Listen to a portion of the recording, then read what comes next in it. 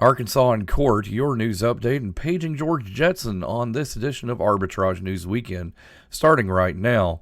Hello and welcome to Arbitrage News Weekend for July 1st, 2023. I'm Joshua Stark.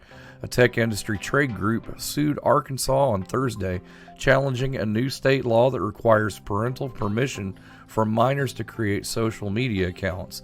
NetChoice, a group whose members include Facebook parent Meta, TikTok, and Twitter, filed a federal lawsuit over the measure signed by Republican Governor Sarah Huckabee Sanders in April. The law requires social media companies to contract with third-party vendors to perform age verification checks on new users. The requirement is set to go into effect on September 1st. The lawsuit argues that the new requirement violates the constitutional rights of users and singles out types of speech that would be restricted. The fate of what could be the priciest merger in tech industry history is now in the hands of a federal judge who must decide whether to stop Microsoft from closing its deal to buy video game company Activision Blizzard. Federal antitrust enforcers have sued to block the $69 billion acquisition that they say will harm competition between Microsoft and gaming industry competitors such as Sony and Nintendo. And much of the decision could rest upon a single Activision blockbuster franchise, the first-person shooter Call of Duty, and whether Microsoft could harm competition by controlling how it is distributed to gamers. All of this for a shooter video game, said U.S. District Judge Jacqueline Scott Corey, expressing a bit of exasperation about the nature of the dispute near the end of a 5-day San Francisco court hearing Thursday. We're concerned about the competition for this one shooter video game. One of the world's oldest newspapers, the Vienna-based Wiener Zeitung, ended its daily print run Friday after more than 3 centuries. First published under the name Wiener Issues Diarium, the paper set out to provide a sober account of the news without any oratory or poetic gloss when it was launched on August 8, 1703. 320 years, 12 presidents, 10 emperors, 2 republics, 1 newspaper, the print edition's final front page read. In its final daily print edition, the paper interviewed one of Austria's most famous exports, actor turned politician Arnold Schwarzenegger. It lamented that, unlike Schwarzenegger's famous Terminator character, the newspaper won't be able to make the phrase, "I'll be back," its motto for the future. High up in the mountains amid pinyon pines and quaking aspen trees, the remaining remnants of the winter snow is dotted with hues of pinks, purples, and oranges. Hikers, campers, and church youth groups passing by, grasping it in their palms and likening it to flavored snow cones, flaming hot Cheetos, pink lemonade, dissolved blood, or if passerby conducted an art project using red food coloring. It's almost like it's been sprinkled with Himalayan salt or even Kool-Aid powder. Jana Bro, a mother hiking with friends and family at Tony Grove Lake in Utah's Logan Canyon, said this week. But if you scrape it, you can see it's just on the surface.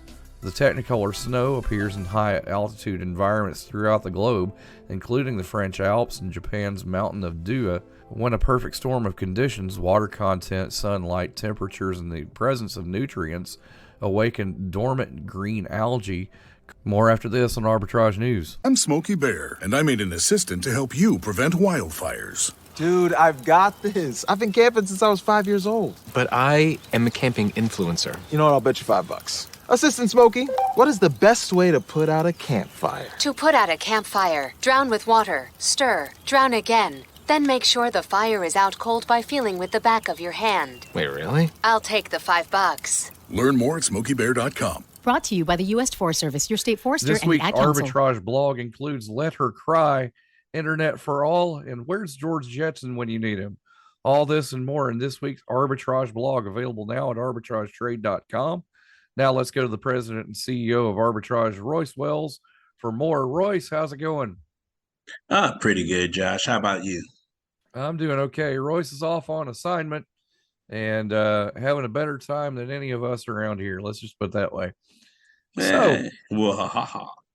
So This week, Ari is also back, and she gave us an article on. Definitely miss her. Yep, gave us an article on eye drops. It's interesting. There's a large scale recall on eye drops right now. 10. This is gonna bring me to tears. 10. I thought my title was punny enough. Hey, you never know. It was a tearjerker for sure. Oh, come on, man. What? Come on, man. So these eye drops, apparently 4 reported deaths, 14 patients blinded, and 4 who had to have their eyes removed. Ouch. Yeah. So these eye drops were contaminated with antibiotic resistant bacteria that apparently thrives in immunocompromised patients, meaning, oh man, a lot of people like that after COVID. Yeah, anybody who had any kind of infection or anything like that, similar to staph infections, it's found on a lot of surfaces and is generally pretty harmless, but because this has been introduced into their eyes, it tends to take advantage of existing infections. So wow. Yeah, kind of a horrible thing there. In case you're wondering, who discovered it? How did it has it made it to the US? Well, unfortunately, here's the thing. It appears that there is a few eye drops that have been on a recall by the FDA. So yeah, it is here. Oh wow. Okay. Artificial tears, lubricant eye drops, and artificial eye ointment made by Global Pharma Healthcare. It may be a good idea to avoid all products made by Global Pharma Healthcare. How did this happen? Well, unsafe manufacturing practices in the company's plant in India, and it has been brought here, unfortunately. There are a lot of large companies that do outsourcing to other companies that have different conditions, different working conditions, and different manufacturing conditions that may be legal, maybe illegal in the United States, but are not illegal in these other countries. Yeah. Different standards definitely can hurt. Different standards, different labor tax laws. Unfortunately, saves the manufacturer money, but could cause issues like this. So. With all the people that wear contacts, I wouldn't be surprised at all if we see the supply and demand curve hit, and everyone that's not Global Pharma Healthcare possibly take a little tick up, maybe. Who knows? Hopefully. We'll see how that goes. We'll keep an eye on this. No pun intended. More after this. I see what you did there. Ha. Hey, wouldn't it be great if life came with a remote control? You could hit pause when you needed to, or hit rewind, like that time you knocked down that wasp's nest. Uh-oh. Well, life doesn't always give you time to change the outcome, but prediabetes does. With early diagnosis and a few healthy changes, you can stop prediabetes before it leads to type 2 diabetes. To learn your risk, take the 1-minute test today at doihaveprediabetes.org. Brought to you by the Ad Council and its prediabetes awareness partners. When might you be buzzed? When you suddenly love everything. You guys, I love this song. I love these nachos. I love our kickball league. Ugh! I love this guy. What's your name? You know what I'd love? A ride when it's time to head out. If you see a buzzed warning sign, call for a ride when it's time to go home. Buzz driving is drunk driving. A message from NHTSA and the Ad Council. I love your car. Is this real leather? To protect her home and family in a disaster, Karen was willing to wade through water, mud, and insurance paperwork. Yeah, I can do this. You go, Karen! By simply understanding and updating what her insurance covers and doesn't cover now, she'll be better prepared no matter when disaster strikes. Learn other simple ways to protect your home and family before a natural disaster at ready.gov. That's ready.gov. A message from FEMA and the Ad Council. This week we've got Caroline Hollis, our Director of Education, in the hot seat, and we are talking about honeybees.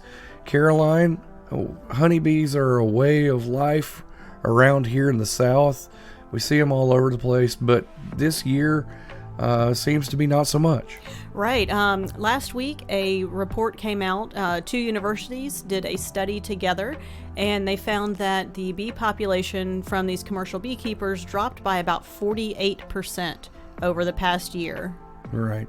They said that beekeepers normally say that a 21% loss of hive is expected, but there's a 12-year average right now of around 40%.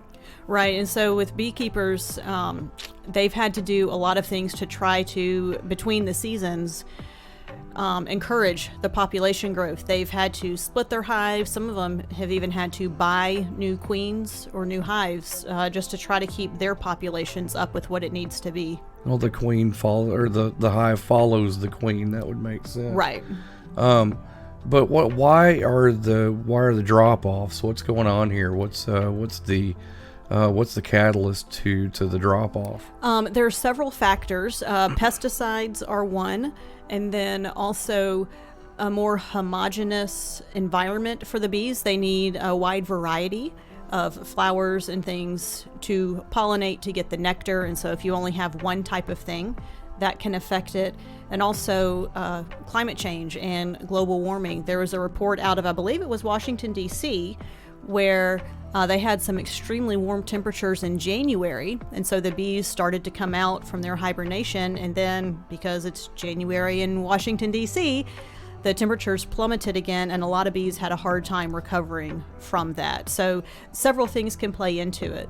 Yeah, it was 80 degrees this January.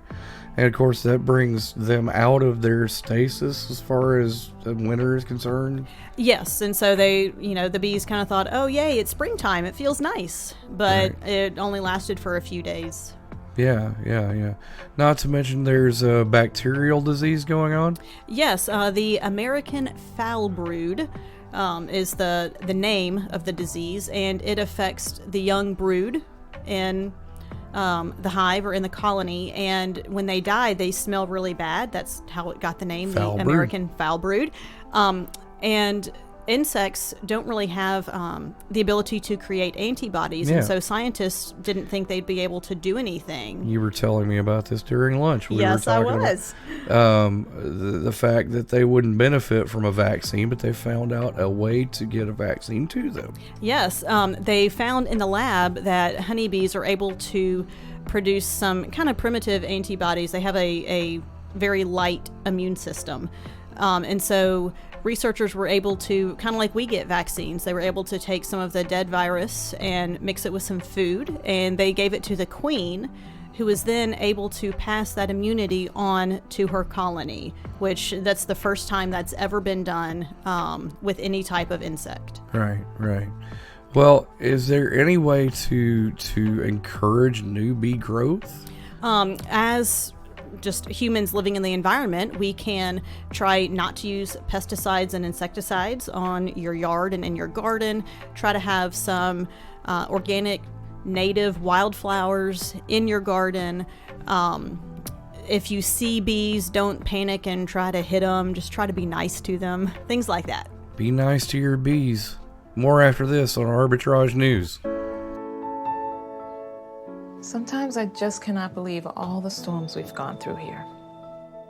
I can only hope that we'll be able to leave this house to you one day, baby.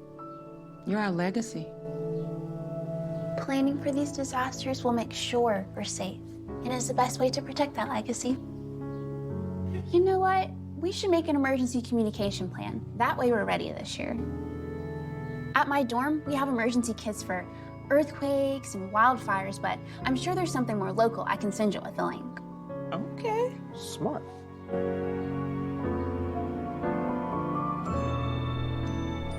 Protect your legacy. Visit ready.gov/plan for the tools and tips you need to start your emergency preparedness plan today. Brought to you by FEMA and the Ad Council.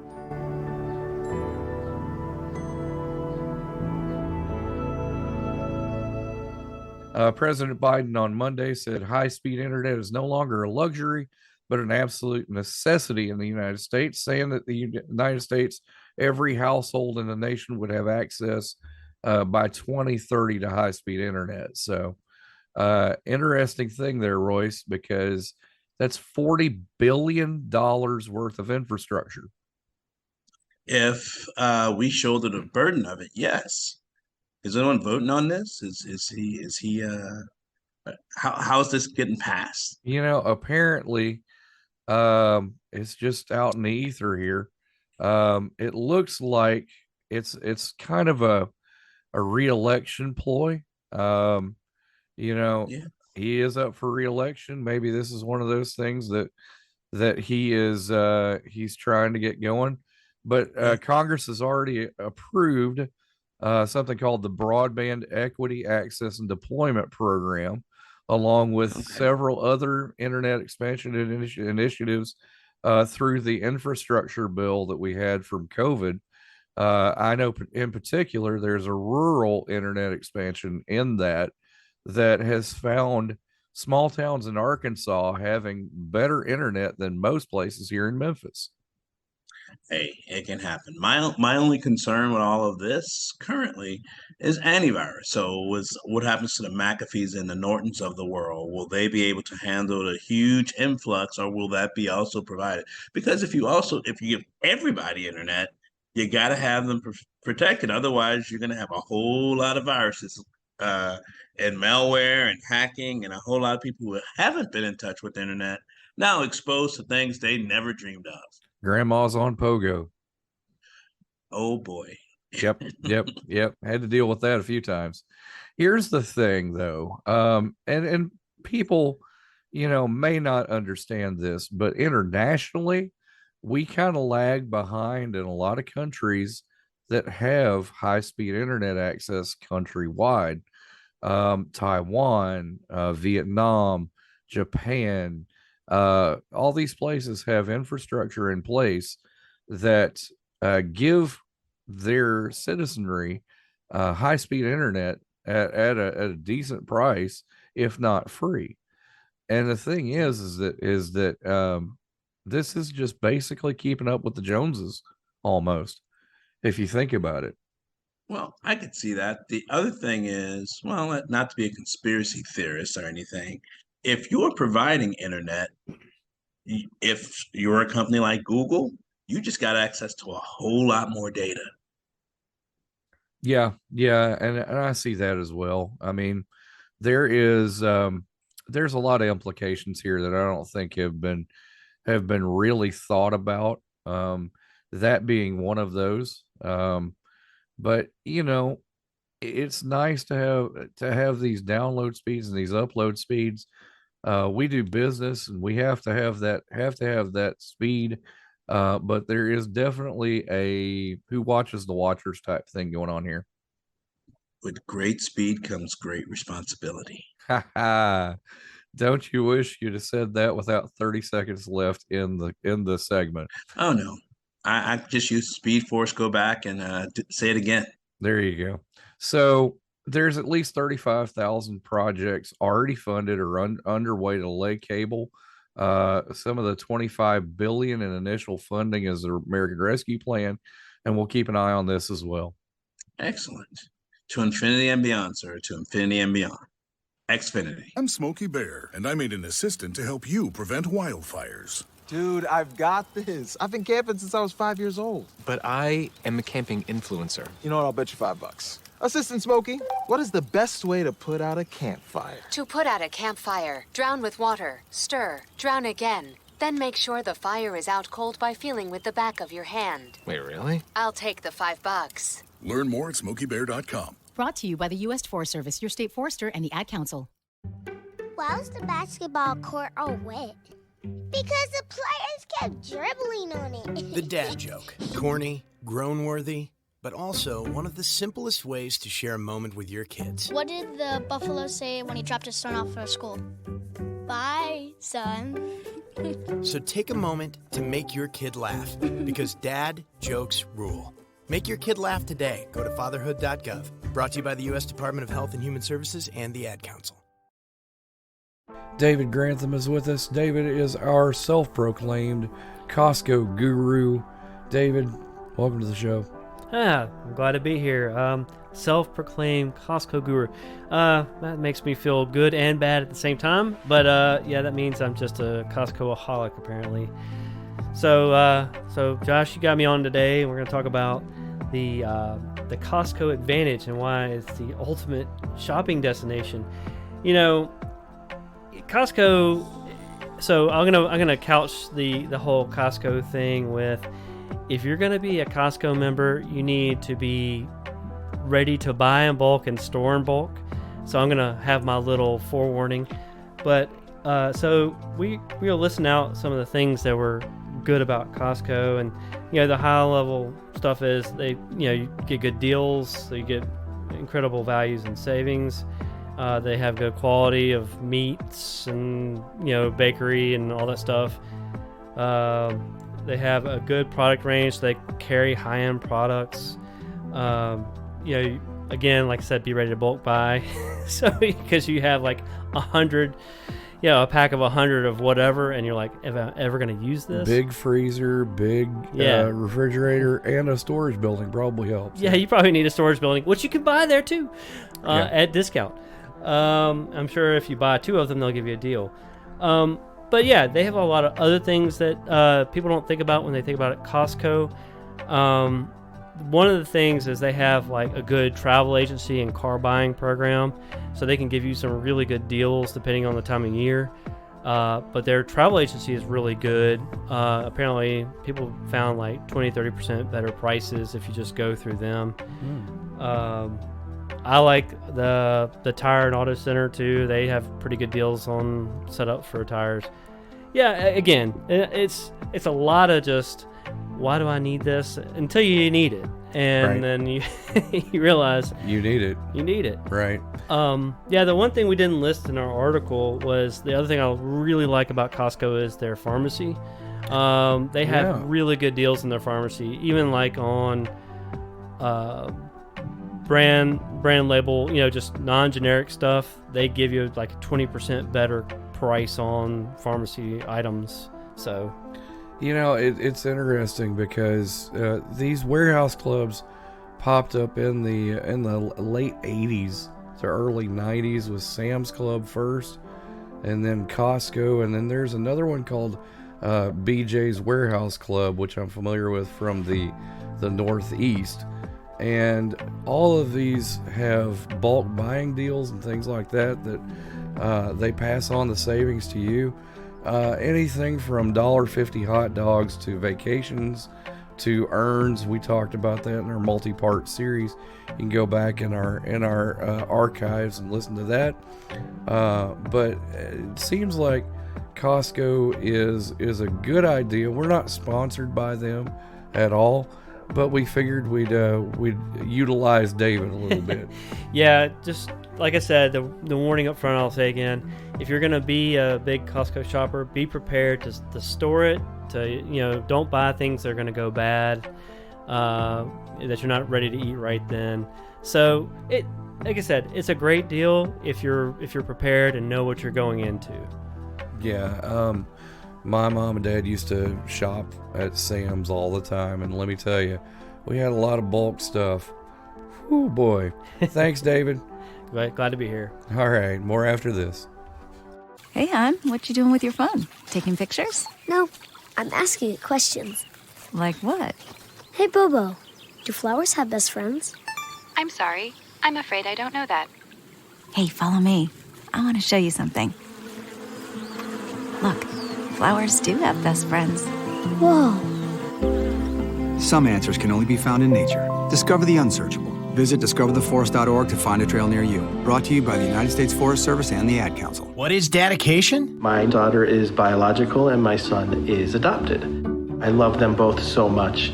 From the morning when you wake up to putting them to bed at night and every moment in between. I think a parent's job is to protect our children, but also prepare them for the world so they become good, kind human beings. That's dedication. Find out more at fatherhood.gov. Brought to you by the U.S. Department of Health and Human Services and the Ad Council. You know, Royce, when I was growing up, I watched the Jetsons a lot. We had those flying cars. And by the year 2000, I was promised my flying car. It has not happened. Oh, there are flying cars. It's just not at, consumer grade yet. Not at the consumer grade. And we're talking about taxis, air taxis. We talked earlier this week about how France is going to be showcasing air taxis to the public during the 2024 Olympics. And now Joby Aviation, which is a U.S. company, had just got the green light from U.S. regulators to go ahead and test their flying taxis coming off its production line. So not only is this an interesting thing, it means that they can test multiple airframes at one time. Oh, nice. Yeah, so it's not Nice. just a prototype. These are off the production line, already made taxis. Yeah, I know. Like when I was in Dubai, they had flying Ubers, taxis, which were helicopters that could get you from rooftop to rooftop if you were so inclined. Yeah, there have been small helicopters around from like places like Robinson, Mosquito, things like that have been considered light aircraft. But this is something totally unique. It's a vertical lift aircraft for a short hop, a totally new category of small electric powered air taxis. So would you need like a normal driver's license and an aviation license, or a commercial aviation license, or? So given the fact that it still needs FAA certification. Okay. The payload is like a small airplane. Most likely its pilot would have to have a small airplane certification, and considering that it is used commercially, you would have to have a commercial pilot's license. So there's no autopilot yet. Not as of yet. No, they as far as I can tell, the production units still require a pilot. However, this is something that could be automated. So yeah, I think I'd like that. Yeah. Wait, so just so I know, right? Yeah. If me and my closest friends got in, how many friends could fit in there? How much can it carry? Can it carry like one person, two people? About 1,000 pounds. So you're looking at a four, maybe 3 passengers and a pilot. I don't know. Me and a lot of tacos might work. Yeah. So 3 or 4 passengers, a pilot, take off vertically like a helicopter, not need very much space. It actually is a very, very doable airframe, and backed by Toyota. That's my next question. Who's any of the big guys gotten involved? This could technically be a slam dunk. They're looking at tens of aircraft to 2025, and then building a new facility that could do hundreds a year. But won't that mess with the air industry, like Delta, or are they investing too? Oh, they're actually investing as well. So nice. That is a slam dunk. Arbitrage Trade Analytics, LLC is a privately held research company. Arbitrage Trade Analytics, LLC is solely responsible for the preparation and distribution of the contents of this podcast. The opinions offered in this podcast are for informational purposes only and are not intended to function as investment advice. Seek a duly licensed professional for investment advice. For more information about the informational research and services offered by Arbitrage Trade Analytics, LLC,